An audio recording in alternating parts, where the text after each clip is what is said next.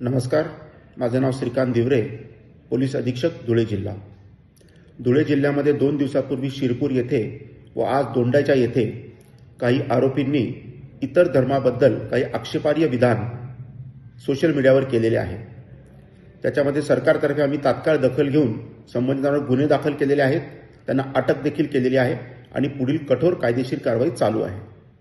मी आपल्या माध्यमातून सर्वांना हे सूचित करू इच्छितो की कोणत्याही परिस्थितीमध्ये सोशल मीडियावर असे विधान अथवा पोस्ट करण्यात येऊ नये, जेणेकरून सामाजिक तेढ निर्माण होईल आणि लॉ अँड ऑर्डरचा इश्यू निर्माण होईल।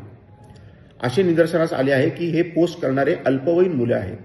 त्याच्यामुळे मी सर्व पालकांना देखील हे सूचना देऊ इच्छितो की आपले पाल्य नेमकी सोशल मीडियावर काय पोस्ट टाकत आहे याच्याकडे सर्वांनी अतिशय गंभीरतेने लक्ष देणं आवश्यक आहे।